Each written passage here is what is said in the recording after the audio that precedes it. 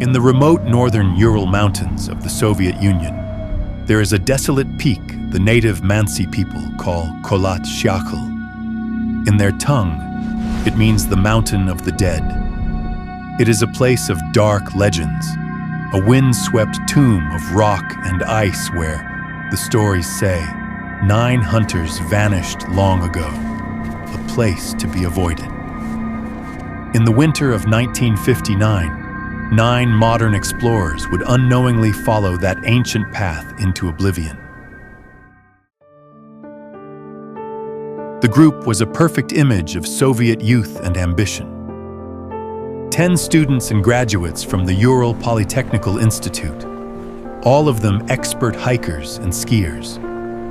They were led by the thoughtful and determined Igor Dyatlov. Their goal was Outer Mountain, a brutal 16-day trek that, if completed, would earn them the highest certification for outdoor skill in the nation.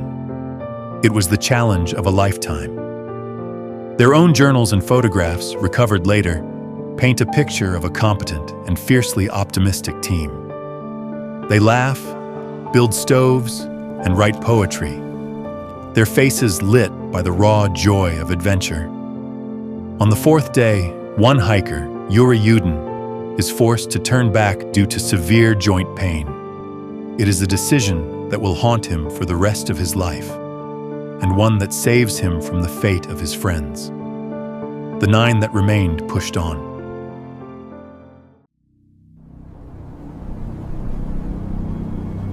Their final camp was pitched on the slope of Kholat Syakhl, the mountain of the dead. An odd choice, exposed to the elements, when a forested area only a kilometer away would have offered shelter. Why did they stop there? It is the first of many unsettling questions. February 26th. Weeks overdue, the first search party discovers the abandoned campsite. The scene is one of profound and terrifying strangeness. Their tent, a fortress of canvas and hope, is now a shredded tomb. It has been sliced and ripped open from the inside. All of the group's belongings, winter gear, boots, supplies, are left behind, neatly arranged. The scene is orderly yet violently interrupted. Outside, a trail of footprints leads away from the camp, down the desolate slope. Some are from bare feet, others just socks. One is from a single boot. The prints are calm, measured.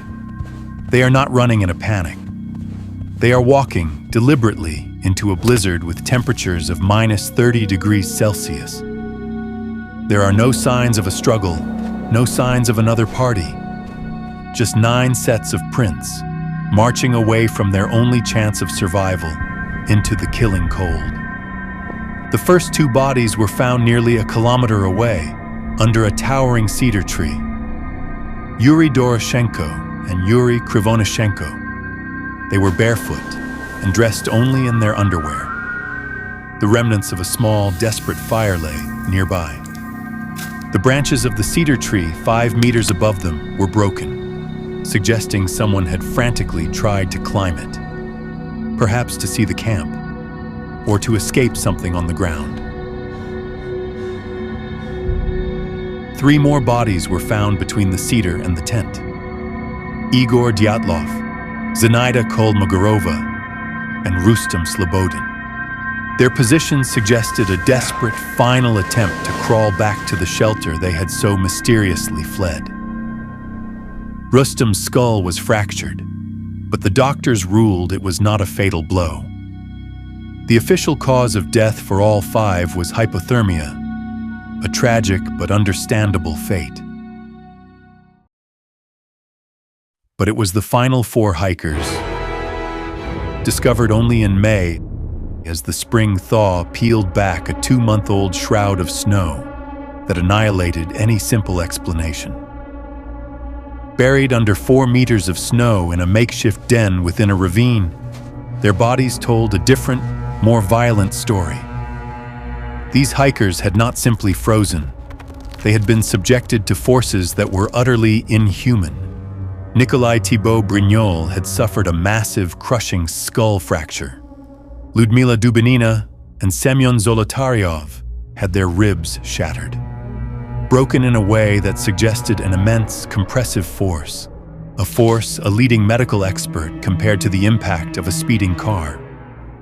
Yet, bizarrely, there were no external wounds, no soft tissue damage. It was as if they had been crushed from within by an invisible pressure. And then, the final grotesque detail.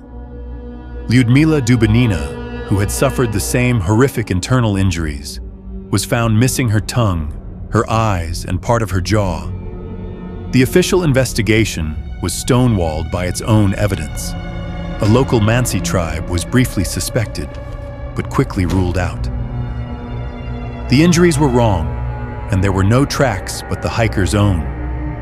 Medical examiners stated bluntly that no human being could have inflicted such wounds.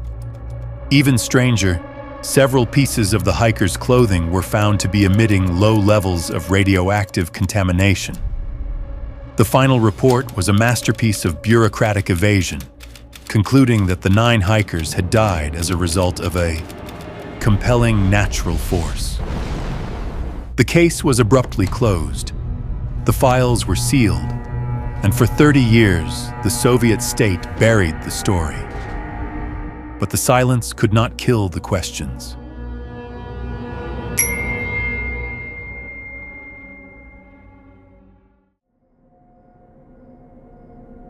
What was this compelling force? What terror could make 9 experienced survivalists abandon their only shelter and walk to their deaths? The most accepted modern theory is a rare type of slab avalanche. But this fails to explain the evidence. Rescuers noted the tent was not buried, and its support pole was still vertical. The hikers' calm footprints are the antithesis of a panicked avalanche escape. And no avalanche in history has been known to selectively crush rib cages while leaving the skin unmarked. Could it have been a secret military weapons test? This would account for the radiation, and perhaps a concussive blast from an experimental weapon caused the internal injuries. Sightings of glowing orange spheres in the sky were reported by other witnesses in the region that very night. But if it was the military, why was the scene left uncovered for anyone to find? And then, the theories descend into the truly strange. Could the unique topography of the mountain have created infrasound? A Kármán vortex street, where wind hitting the peak generates a low-frequency noise.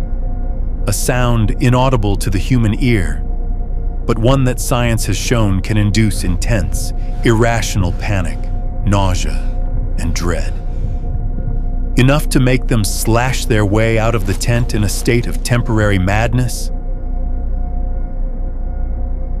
An avalanche, a military cover-up, a sonic weapon created by the mountain itself.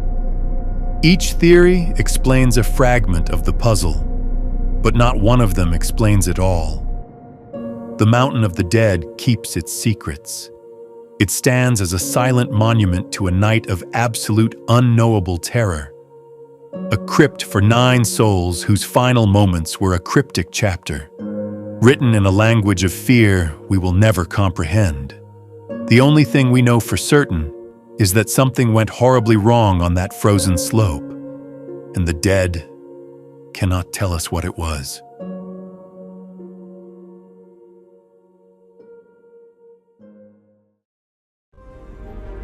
The enigma is never truly solved. It only leads to deeper questions.